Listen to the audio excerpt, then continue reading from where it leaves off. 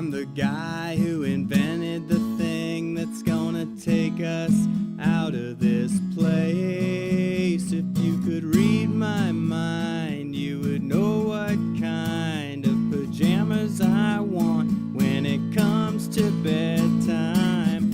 Footy, footy, footy, footy, footy pajamas. Footy, footy, footy, footy, footy pajamas. Footy, that was the wrong one. footy, footy, footy pajamas that let me be what I want. This is a garbage game for babies, Ian. This is Let Me Pitch This to You, episode 5. It's definitely episode 5. Right? No, we're good. Keep going, keep going. It's episode 5? Yeah. Yeah, it's episode 5. Yeah, Wait, this is- so first off, we need to get one thing out of the way, and it's, yeah, this is what we look like, and we're both very sorry. Yep, I'm sorry. It's I a rough apologize. time. We understand that, but we've been told that since part of this podcast, well, one, we have some stuff to announce. This is the first time that we're going to post just audio, like, to a podcast source, iTunes. Yeah, you can find it on iTunes now, thanks to Marcus's brother, Michael, who is the web host for Whack Matters. So Yeah, and then, it'll be posted on there as well as through iTunes. yeah, and then of course, if you're watching this on YouTube, like you have been, if you're Matt Sampson, then we're posting a video format of this, and that's why we're apologizing. But yeah, I've been told that if we make it more visually interesting and give people something to watch, then they're more likely to actually watch it. Yeah. I've only been told that by one person, but So that's how it goes. Ian, but that one person pretty much rules his life. yeah, It's his fiance. it is who I spend the majority of my time with. I was thinking about it the other day. I was like, I spend most of my time with Ian and Ashley. This is ridiculous, but I spend a lot of time at work too. But Ian, Yeah. what is the show even about? Like, what is this? This is the Idea Podcast where we pitch cool or not so cool story ideas. It is up to you. Whether it you think is it's up cool to or not. you whose story is better, and you get a vote. And whoever votes, or whoever gets the most votes, wins. You can send in your votes to our email at letmepitchthistoyou@gmail.com. Yeah, so we have some exciting things to announce, but real quick, I want to go over one more rule about voting, and it's that you have to vote for my idea. That's the only other rule. Or you can vote for mine. No, but for real, we had this is exciting news. We had 100% more votes this week than any of the previous weeks. We got 2 votes. Which is, yeah, that's right, 2. 2 votes. Is that even mathematically right? Don't correct me if it's wrong. I think so, yeah. If you think that we're probably both wrong. Yeah. Yeah, so we had 2 votes. It was split down the middle. It was a tie, Yep. which is a total bummer. But I got Matt Sampson's vote. I just would like to say that. So I guess if we're doing weighted, like if certain votes are weighted more, I would say Ian won. But technically it's 1-1, and I guess the reason is we're only going to take votes over email now because those 2 votes are on different different threads of the same podcast. Yep. So just to keep all kind of confusing things out in case we get a fan base that's more than 6 people or something at some point, Yeah. then to make it easier on us to count them, we're going to definitely do email. So, Yeah. and eventually if we get popular enough, we'll have to have people email into like a polling service or something. Yep. Also, shout out to Tim Schoenfeld, who wrote our theme song. Or he wrote the song and he gave it to us for our theme song. No, he wrote it So- for us. That's not true. I lied. So, yeah, you can check out his song. I don't think he has a music page, so scratch that. But he's a local artist, so shout out to him. Thank you, Tim. Yeah, I like the song actually a lot. Like I would listen to that song. I know, it sounds like something from Weezer Blue, does it not? It sounds like In the Garage or something like a super nerdy song. that. Yeah, I think it mostly sounds like Weezer because of the honesty that the song's written and Yeah. sung with, and that's, if you're a Weezer fan, that's how every Yeah. Weezer song sounds. At least all the Weezer songs that I think are worth listening to are very just kind of open and honest, sung by Rivers. But this is a music podcast. We might make one of those eventually too, because me and Ian like the same music. But Yeah. is a podcast about ideas. But Don't tell them we like pop punk, dude. Like, Dude, yeah. I get a hard time at work because I like pop punk. Well, like, here's the thing. Real Everyone quick- at my job likes good music. Well, like, yeah. Here's the thing. I have to clarify this. Pop punk is not good music. I No. like it. Pop punk is, let's take punk, which is we don't know how to play instruments, And so we make play it them popular. we play it very, very fast, and let's take stupid, cheesy, catchy lyrics from pop music and make that into one genre. Yep. And I like it a lot. And have it sung by teenagers who Yeah. think they're better than the rest of the world. Or even better, 40-year-olds who think they're better than the rest of the world. Who think they're still teenagers. Shout out to Good Charlotte. Oh yeah, I had a conversation the other day about the All American Rejects new single, and I was complaining about how the lead singer doesn't sound as whiny as he used to, and the person I was talking to was like, "He's over 30 now," and I was like, "Fair, I guess." Yeah. Yeah, enough about music. But before we get into this, before we talk about our pitches for this week, where do we go? What is it? Let's take a trip to. Matt's Majestic Mind. All right, what's up? Okay, so Matt Sampson, of course, if you guys have been following the podcast, or if this is your first episode, Matt's the only person who voted on the first 3 episodes, right? Yeah. And the only person who's really shown any interest on it. And he posts these very long comments that I don't know if we're going to have time to work through everything he said this time, because there's lots of, like, links and stuff that we're supposed to go to and read and look at, and we don't have time to do all of that. However, we will jump into the gist of what he said. He talked about how I did use the word chicanery in episode 2.4, and that is true. I don't know what that means. At 10 minutes and 25 seconds is Yeah. when Marcus says that, if you want to go back and look. So let's hope I use it in context and it didn't sound like a dummy, because gun to my head right now, I would have to kind of bullcrap guess an answer for what chicanery even means. He goes on to talk about how he's never seen Justice League the Animated Series when he's talking about my pitch, and he brings up an episode of Batman the Animated Series called Almost Got Him, which I meant to talk. I didn't take notes. I didn't have notes to go off of last time, which I usually do, and that was bad because I definitely meant to talk about that episode of Batman the Animated Series because it's really good, and I like it a lot. And I've seen it a few times, but it's been a while, so I'm gonna recap it real quick. Essentially, what happens if I'm wrong, or unless I'm wrong, is the Joker and Two-Face and Poison Ivy and maybe one other villain are kind of all together, and they're talking about all times that they almost killed Batman. And then, like, the last person who, like, nobody can really tell who they are is, like, a masked villain we've never seen before is Batman in costume. And he kind of comes out and beats... I think there's, like, a sting operation. And they, like, arrest all of them or something. I don't remember. It's been a while. I've seen it, no. But It's very good. It's worth... if you guys have Amazon Prime, all of the Batman the Animated Series is free if you're paying for Prime. So I guess it's not free, but they're all Yeah. up there for streaming. And that show's definitely worth a watch. It's what starts the kind of whole universe I was talking about last episode through Justice League the Animated Series. He then said that he voted for Ian essentially because Ian was going to fix the prequels, and he said I was right. If Ian... I'm going to pitch that. My pitch this week is a gun that kills the prequels for Star Wars. Do I win? No, I'm kidding. Which he's not wrong. Those are some not great movies that are in... ranging from not great to very bad movies that are trying to be a predecessor to some 3 very good movies. So, yeah. so he gave the vote to Ian. I'm trying to read through here real quick to make sure I'm not missing like anything super cool. Ian, give him some color while I read. I'm slow.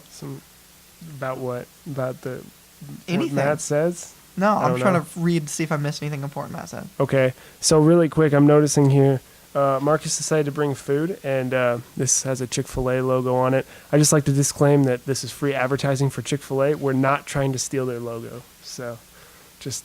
No, it's not free advertising. We better get paid for this. No, I'm kidding. Oh, sweet. I did not read this part. Or I read it, but I forgot. All right, go He said ahead. my idea was 99% is good, but your idea fixed Star Wars, and that's why I voted for you, which is fair. If I had the So- opportunity to make either of those ideas happen, and one of them could fix the prequels, then no matter how good I thought the supervillain in a bar sitcom would be, That is a good idea. I would vote to fix the prequels. So that's fair. That's a win. Ian, Is that all of what Matt has to say? for the most part, I'm sure I missed something important that I'm gonna feel bad about missing, but it's all good. Ian, do you want to go first today? All right. So, for my pitch, it's pretty short. It's just kind of the basic idea. So, I was thinking of a Holocrox type thing from Harry Potter. For those of you that are Harry Potter fans. Oh, what? You've never seen Harry Potter? I've seen Harry Potter. I've seen all of them. A Holocrox. A Horcrux? A Holocrox. A Holocrox. A Horcrux. A Holocrux. You know the things from Voldemort. Those They're are called. like- That's a Horcrux, right? I don't think there's an L sound. I'm pretty sure there's an L sound. I mean, I did not read them. I only watched. I only watched the movie too. Yeah, I listened to the first 3 books, maybe. I Anyway, read the first It's not. 2 or 3. It's not important. Anyway, you so can go ahead and say it your that's dumb, kind silly of way. what I was thinking the idea off of. It has nothing to do with that, except that. So the idea is based around this dark matter that indwells in specific individuals, and this dark matter is some dark spiritual force that has at certain times tried to take over the world, and it's pretty much unstoppable by mankind. However, this dark matter, to stop it, it was separated out into pieces, and it was put into specific individuals, made them into immortals who would live forever, but they were scattered throughout the world, so they would never come in contact with each other. Because if they came in contact with each other, then the dark matter, if it got close enough, it could merge back together. And so the idea is that oh wow, I can't read my handwriting. I apologize. I forgive you.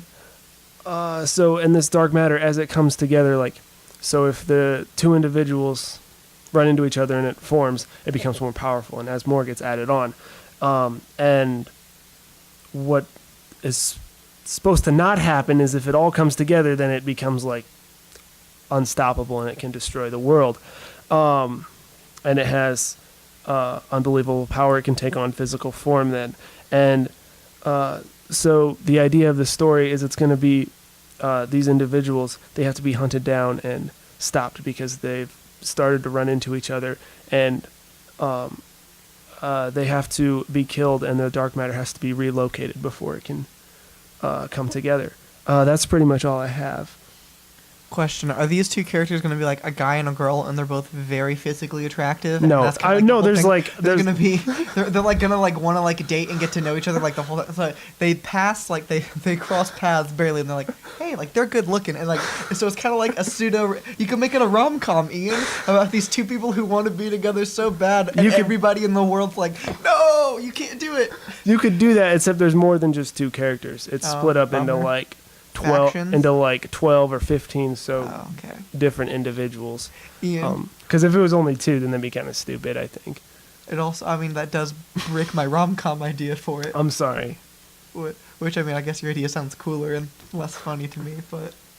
But yeah, that's pretty much all I have. Do you have any questions? What kind of what world is it going to be taking place in? Is it a world like our own? Is it supposed to be real world, fantasy, An sci-fi? alternative reality to our world that we live in now. So if it was a movie, it would be not technically our world, because obviously this doesn't exist in our world. But if it was shot in New York, you wouldn't dress up New York to look different. It would just look like. No, New it would York. just look like New York. The thing is, these individuals are immortals because they have the dark matter indwelling in them. So there could be flashbacks, or there could be different points where they're in previous parts of history. However, it's still real history, if that makes sense. Oh, cool. And so it could take it's place at whatever point in history they would come in contact with each other. So it's just like our world if this thing actually existed. Yes. Cool, I got you.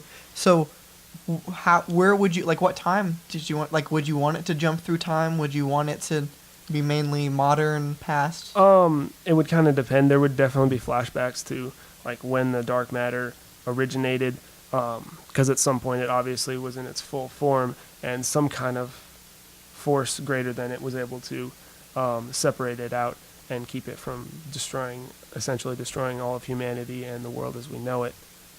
That's pretty. So, Are they gonna be like? Are they gonna have any kind of supernatural powers? These two, or not two? The people who are imbued with this energy or force or dark matter. That's what you said.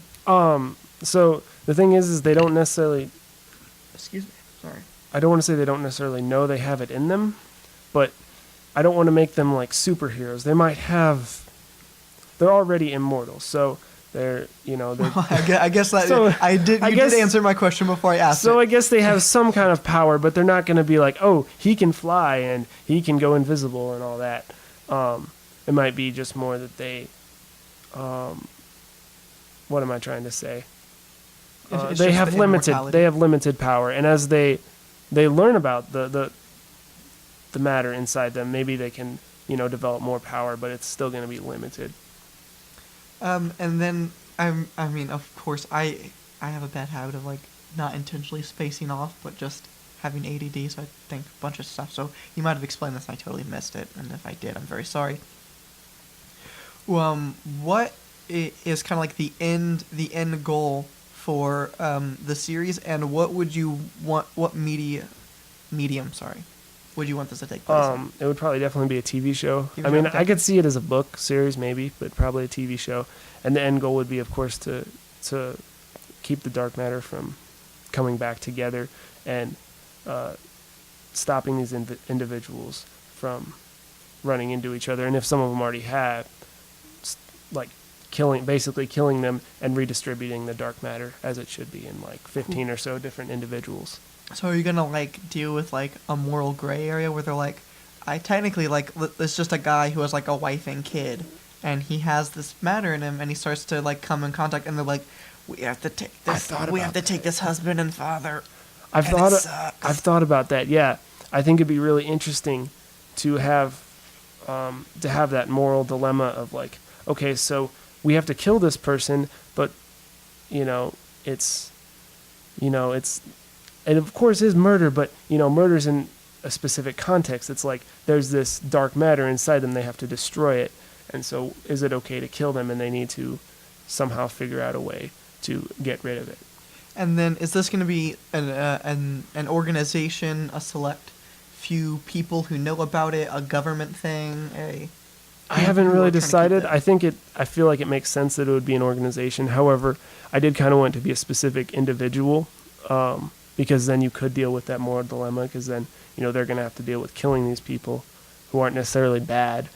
They just have this dark matter inside them.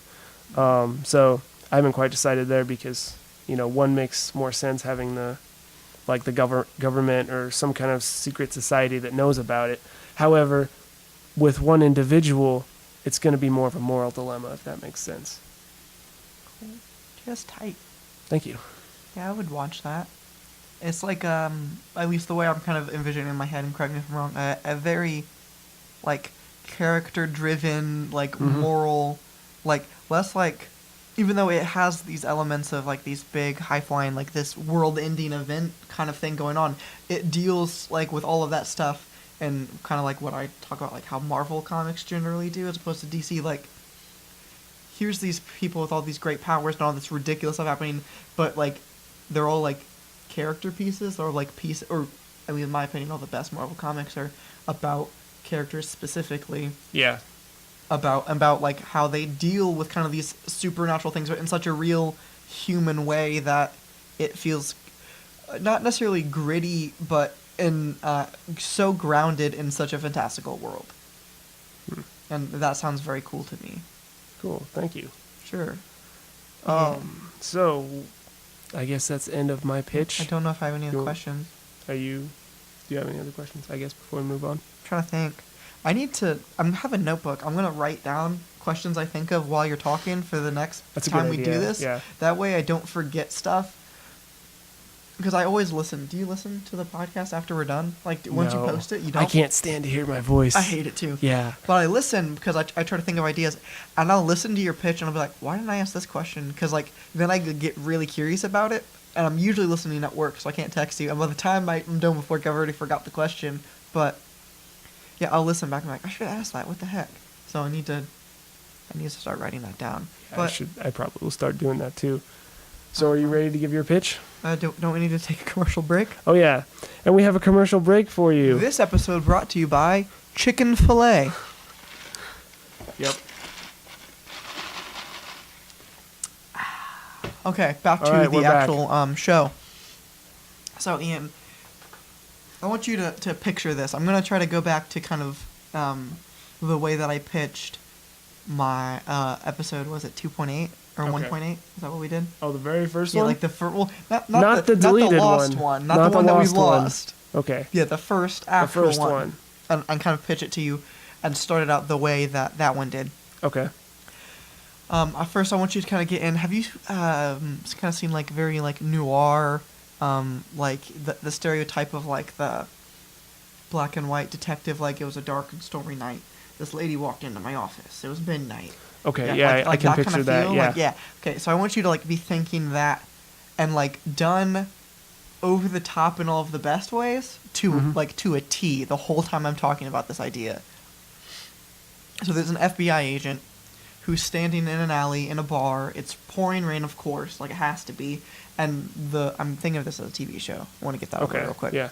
It's pouring rain because, of course, it has to be. And kind of like the only light around is this neon sign from the bar that he's behind. And he's waiting there, and there's an ongoing monologue that I want to be very. I'm trying to think of a good way to describe it. The best way. Have you read Batman Year One by Frank Miller? I don't think so. Okay, The well, name sounds really familiar, but it's one of the most popular Batman stories. In that book, he, for a lot of the conversations that aren't super important, they're kind of like side conversations, he skips a lot of the kind of not as important dialogue. Like, instead of using contractions or talking in like complete sentences, they'll use like almost, like, not like dumb sounding caveman speech, but kind of like broken up, almost like caveman speech feel, okay. to kind of like, you know what they're saying and kind of get through like those conversations. It's almost like a device to get through the boring parts faster. And I think like his monologue, his narration, because I do want there to be narration in this, is very much like that. Like Dark Knight, rain, neon sign lights alley. Like kind of like, not like the only light around is the neon sign. So kind of like a very, very brief, to the point, kind of broken up English narration of what's going on in certain scenes and stuff. Okay. And this FBI agent is narrating like, hey, like I'm like essentially he's waiting for somebody. He's supposed to have a meeting with another FBI agent, and the guy's late. And it's almost midnight. It's getting late, and he hears footsteps like just running at him. And he looks over and he sees his friend running towards him, this agent, and the agent's like, the whole time he's screaming like, what if I told you it's all been a lie? What if I told you I was right? And he's frantic though, like he's like clearly losing it. And he's like what's going on? He's like, they've been lying to us. They tricked all of us. He's like, but not me. He's like, I figured it out. I solved it. He's like, I'm not the only person who solved it. And he's so delirious to her. He's asking, of course, like, if you watch CinemaSins on YouTube, they always say playing the pronoun game, because people be like, they're coming for you. Like, if you just said who they were, or he's coming for you. If you just said who he is in horror movies, then you'd know who the bad guy is and who to look for the whole time, right? Okay. So he's playing the pronoun game, but the guy's asking all the right, like, who's he? Like, what's going on? And this guy's, like, clearly just delirious. He's going insane. And he goes into his pocket. He's like, I have evidence this time. I solved it. And he goes to hand him this thing, and as he does, he just starts to disintegrate. The frantic FBI agent. Yeah, dude. All right. And also, I want to preface this. I'm sure this story has been told before. Like, I'm almost positive this has been told before, but I don't know what from or where it is. So to me, it's original. So Well, we'll let Matt decide that, yeah, because I'm sure he's seen every sci-fi show. Matt's heard everything. Yeah. That we try to do. Matt's like, oh, you guys are just pitching this thing that already exists. So this guy starts to disintegrate, and as he starts to disintegrate, you get a quick flashback to these two guys kind of going through Quantico together in the FBI thing. And the one guy who's disintegrating, his name is Agent Smith. is just an insane conspiracy theorist. Like, the Illuminati is real, all this stuff, like, the Illuminati, right? And then the other agent, Agent Michaels, is like, whatever, like, no way. And I want to, like, you'll have, like, a quick kind of fast-forward version of, like, time at Quantico, time when they're new agents, time when this, until their paths kind of diverge from each other, of, like, this guy almost proving the Illuminati exists, and, like, Michael's being like, no, like, it doesn't make any sense, and then, like, Agent Smith will show him some piece of evidence or use some sort of, like, logical reasoning that Michaels didn't think of, and be like, maybe, like, the whole, like, a bunch of those things. And, of course, you'd have to be clever about that, and that's more time and effort than we put into the show for me to write that out.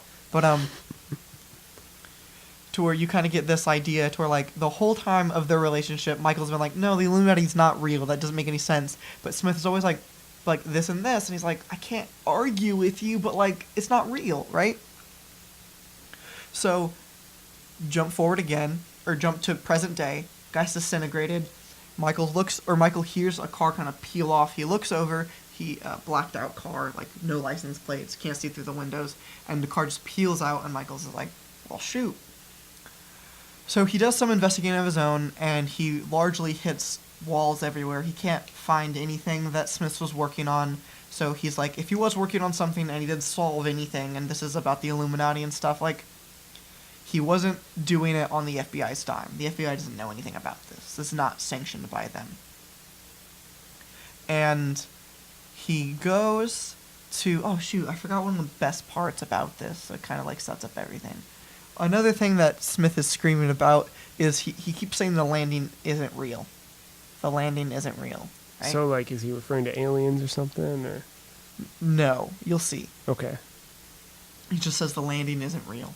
So, No, wait, is this the FBI agent before he... Yeah, before he disintegrates. before he disintegrates, okay. Okay, so he keeps going and... Or, sorry, he doesn't keep going. So, like, he hits dead ends, and then he finally gets a book that's just on his desk one day at the office. And he's like, So he's flipping through this book, and he eventually figures out a code, and he's like, okay, Smith left a book for me. He figures out the code, and it leads him to a graveyard, and he finds the particular gravesite, and he digs up this thing, and inside this thing he has, he sees a timeline that, shoot. My notes just messed up. Hold on. You're good. He sees a timeline that talks about 5 specific things. Why do your notes just say butts? Oh, shut up, Ian. Your notes did say. No, I don't close my A's, so that was Ben. Oh, okay. So I got handwriting. So he sees the moon landing. He sees 9/11. He sees Trump getting elected. He sees more random acts of violence. And he sees... Do you remember when, like, I think it was Toyota cars... So this is just an anti-Trump thing. Oh, yeah, the whole thing. Screw Trump for real, though. No, so you know when, like, all those Toyota cars were, like, they would just start accelerating? And, like, you couldn't use your brakes? Do you remember that whole thing? I think so, yeah. Yeah, and then, like, all the Samsung phones blowing up. It's just, like... Yeah. Like, it was, like, machinery and stuff, like, not working as it's supposed to. Okay. Kind of, and he sees these files, and he sees a timeline, and everything kind of leads back to the moon landing. And he's like, okay. And as he's looking at this, gunshots start, and he kind of gets up or doesn't get up, but, like, he takes cover. He's, like, looking around, and he sees these guys in, like, light gray business suits, like, sunglasses on, like, very, like, stereotypical FBI agent kind of thing going on. But they're in, like, these gray suits, and they get into a firefight. And they're like, he's like, all right, shoot. Like, they got, like, they have, like, Kevlar on. They're prepared, because he's like, I don't have Kevlar. I don't have any stuff. But he's like, I know they have Kevlar, because he shoots one of them in the chest, like, 3 times. Like, from a distance, and the guy doesn't die. Like, he doesn't go down. Finally, he manages to kill that one guy, and through a whole source of, like, being in this firefight, gets away, fairly unscathed for the most part, but, like, okay, there might be something more to this than I was willing to give it credit for, because I almost died. A little bit more time passes, and he's laying super low. He's hardly going into work. He's acting like he's investigating this thing, and the FBI releases news of his FBI friend's death, finally. Okay. Because, like, if the FBI showed up on a guy who somebody made disintegrate, that's something they'd probably want to keep under wraps for a little bit, you know? So they kept it under wraps. He hears about, like, okay, they released warrant of his death. People know about it. He goes to the funeral, and at the funeral, he sees the guy's wife. And he's like, I know her. We're all friends. Like, Smith's like, and I want, like it to be recognized. Like, they were best friends. They got along. And he sees Smith's wife, and he's like, she's mad. She's not a grieving widow. She's angry about something. So he talks to her and kind of like through a way of like, hey, I know like kind of what your husband was working on. She bumps into him. He finds an address and a time and a place. An address, a time, and an address. Because I said a time and a place. Okay. He finds a piece of paper that has a time and a place on it. He goes there. He sees the wife. He gets in the car. Or she gets in the car. Like, she walks in. They make eye contact. She leaves and gets in a car. He gets in his own car. And they drive around for hours in circles, pretty much just losing a tail. They eventually go to the middle of nowhere. They're, like, on some random, like, back road. They pull off the road into these woods. And they go in and find a bunker that Smith built. They're in this bunker. And she's like, all right, here's everything. Because he told me what was going on. She then proceeds to tell him about how there wasn't a Cold War, Ian. Okay. We weren't ever in competition with Russia or anybody to be the first people to the moon. Those are all propaganda and lies that the U.S. government told to us. Oh, dude, it's so good, right? And I'm not even... you don't even know the half of it, Ian. She's like, all the powerful men in the United States were summoned together in this, like, backroom, dark meeting by this one individual. And he said, what if I told you that we can control the people to do whatever we want and get just personal gain, and we don't have to do anything but lie to them? Like, we don't have to do anything. We have to be clever. But he's like, you can let me be clever, and you guys just do what I tell you to do, and we'll all get richer and more powerful than we'll ever need to be. Everything. And they're like, well, how are you going to prove this? And he said, I'm going to make people think, one, that we're at war with Russia, and two, I'll tell you what, I'll convince everybody that we're going to go to the moon. Right? So he then proceeds to say, and like, the shadows are all wrong, and all this stuff that has been said about the moon landing, like, he's like, it's not real. Of course. Like, why the frick would we go to the moon? It doesn't make any sense. Like, there's not resources up there. I mean, I guess we didn't know, but he pitches this, and then kind of as time goes on... Wait. So there's not cheese up on the moon? Like, cause that's a resource, it is right? made out of cheese, but yeah, like, right. That's not, so like, that's a resource. We have cheese. We can get plenty of cheese on Earth. Yeah, but it's space cheese. Shut up, you. Okay, so... Okay, carry on. So she proceeds to say, like, everything that was kind of done since then has been kind of distraction. She's like, somebody figured out, and somebody powerful enough to convince the world about this figured out. And that's why 9/11 happened. There was one guy in those towers who knew. He's like, no, like, and he was going to expose them on 9/11. And that's why there was a terrorist attack. It wasn't actually a terrorist attack. It was all, like, again, all these conspiracies, right? Yeah. So 9/11 was to kill one guy, and to, we can't let anybody know. So there was 9/11 terrorist attack. Then they're like, then they wanted to see if they wanted to escalate things. How would they go about that? What would they do? So they start putting kind of machinery and things. They're like, all right, let's just take control of people's cars while they're driving. All of a sudden, people can drive very, very fast, and they're not in control of their car anymore. They're not doing anything. All of a sudden, people's phones start to blow up. Right? So this all just tests them saying, like, how far can we push being a puppet master from the background? Random acts of violence, like terrorism, school shootings, things like that. Like, people eventually, because of things like YouTube and stuff, start to have a voice. All these crazy, crazy people who are conspiracy theorists start to have a voice. And as things like that start to pick up and show them, like, hey, like these YouTubers, like, hey, the government is part of the Illuminati, yada yada, all these things. Like, we needed to give people something else to worry about, so they start signaling to have these school shootings, these things happen, and it's just to throw people off the track. It's to make people stop thinking about the government and what is the Illuminati or so-called whatever, and more like, oh shoot, like why are you going to be thinking about that when there's these other things happening?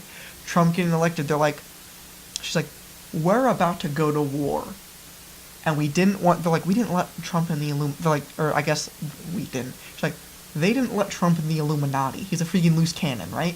Mm-hmm.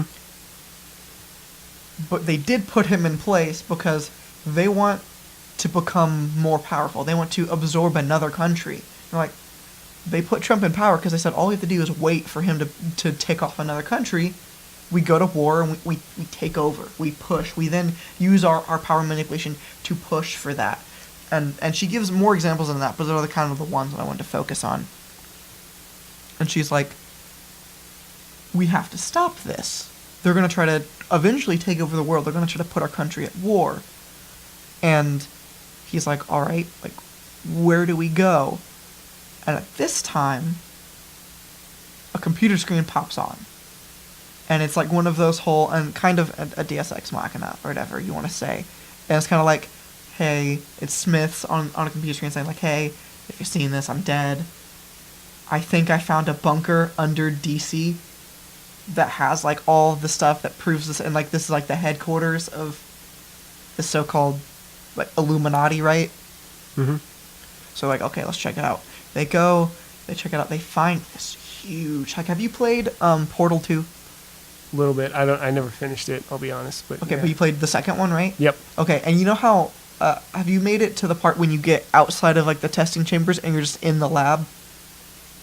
Yes, I And think how- so. It was a long time how- ago, like years ago. Do you remember how big that lab is? Yeah. It's just huge, and it's all underground like that. It's Okay. just huge, right? And as they're in there, they see, what do you think they see, Ian? These are the FBI agents? Yeah. Oh, this is Agent Michaels and Agent Smith's wife.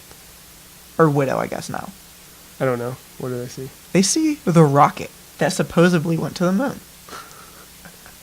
Right? Then they start to see more of these guys in these gray suits, and this is where my story gets ridiculous, in case you didn't think it was yet. Firefight breaks out. In the process of this firefight, they take shelter in the rocket ship. Because, like, it's all these guys in the gray suits again. Mhm. And they're like, alright, we are armored up this time, but, like, shoot, there's a lot of them. And they're good, they're trained. They get on this rocket ship. Ian, it starts to count down. They get on this rocket ship, and the rocket ship starts to be like 10, 9, and like they hear engines starting, and they see like a hole in the roof in this giant underground bunker starts to open. Ian, this rocket ship gets counted down to 0, and this rocket ship starts to take off to outer space. So it's a real rocket ship. It's not just like a fake model. Oh, dunk, dude. So they get to outer space, and they spend months there. They orbit around the Earth or whatever, and use the gravitational pull of the Earth to conserve fuel. They essentially, the plan to make it to the moon that we had, they do that. They go to the moon. So what's the show called? To the Moon or something? Or? I don't have a title for this thing, and this is, they start to get there, and they start to get wheezy after months go by. And they're heading to the moon, and they're like, shoot. And this is a movie, of course. Did I say this is a movie Is or it a a TV movie? show? I thought you said TV show. It's a movie? Movie or TV show. If it's a TV show, it's only one season. Because it's going to end, and I want it to end this way. They get up there, they all start to get woozy, or the two of them start to get woozy, and they're kind of blacking out, and you look around, and there's gas being released into the air. And they see this guy in a gray suit walk out from behind him, and months have gone by, and I want, like, months to go by very quickly to where, like, he has a beard and stuff, like, clearly time's gone by, they're gross and dirty looking. Okay. And this guy walks out, and he's just clapping. He's like, you guys solved it. Well, almost solved it. And Mike goes, is like, what? He's like, well, you were wrong about one thing. And they're like, what? And he's like, the moon landing wasn't fake. Like, that was real. He's like, but you're completely wrong about, like, why? He's like, years ago, I found myself on Earth.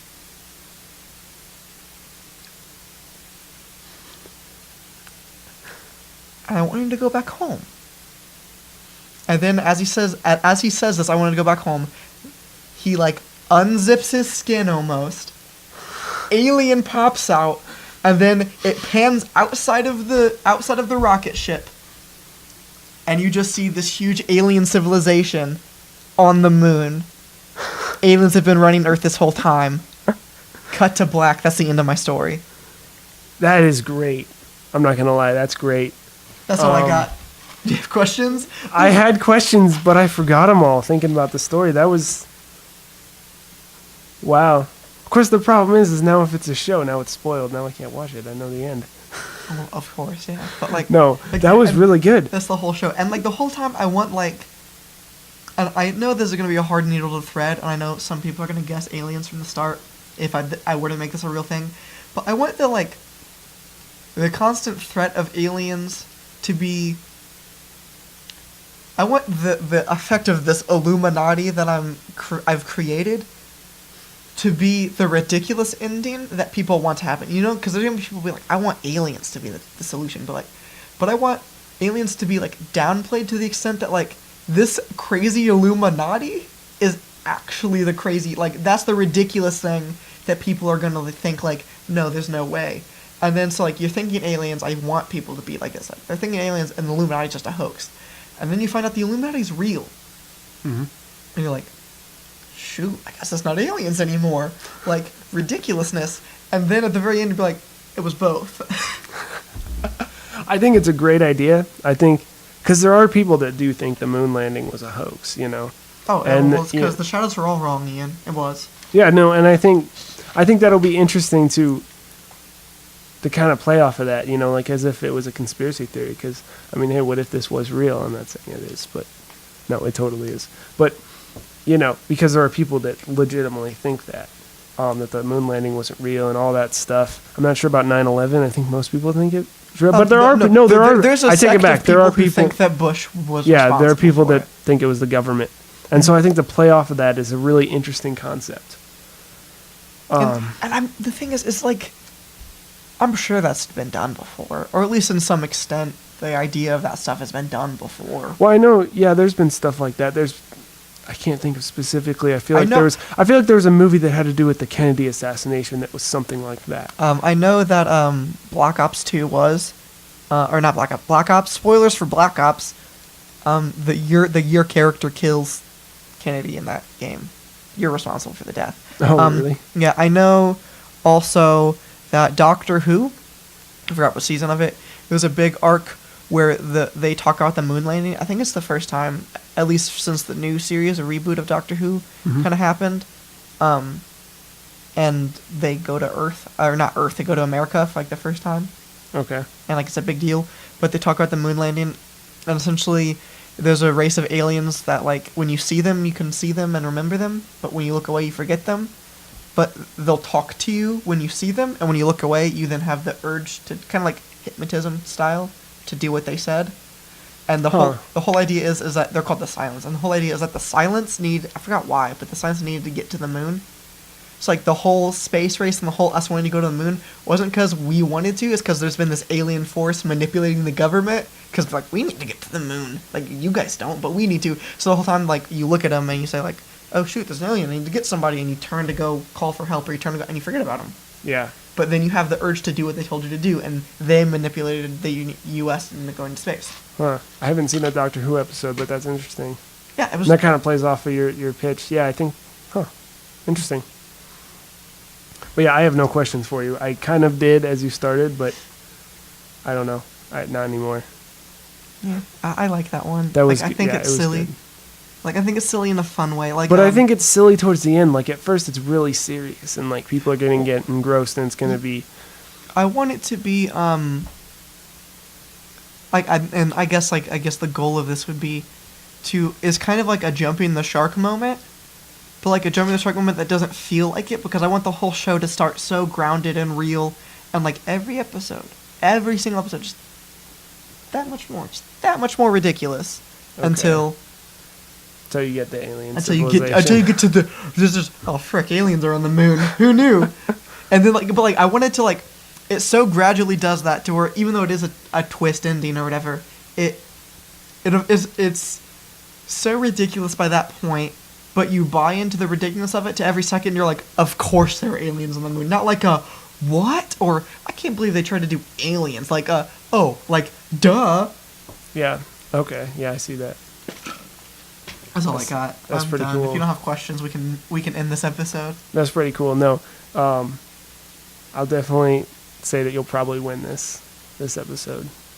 But I don't know. I mean, I liked my idea a lot, but yours I like your really. idea a lot. I think my problem is I talk so much more, and that's my strategy. I'm like, if you think more about my story, then maybe you'll like it more because it's stuck in your head. Because I've the thing talked is way you, longer you, than you. You really got into it. I kind of did that last podcast a little bit, but you actually wrote out some of your story. Oh yeah, I have instead of bullet points like I usually did, I had paragraphs of story. Yeah, that I and had that's in my notes. yeah. I did that last podcast a little bit, not to the extent you did, but a little bit. So no, I get what you're saying. Cool. Cool. So yeah, vote for whoever's story you think is best. Make sure you vote via email if you want it to count. But you can still comment on Facebook. Find us on Facebook. The podcast, Let Me Pitch This to You, is on Facebook. Follow me on Instagram and Twitter at yeah. AfroThunda. You can follow me on Instagram at Ian N. Lund. Excuse me again. Shoot. And yeah, that's pretty much all we have.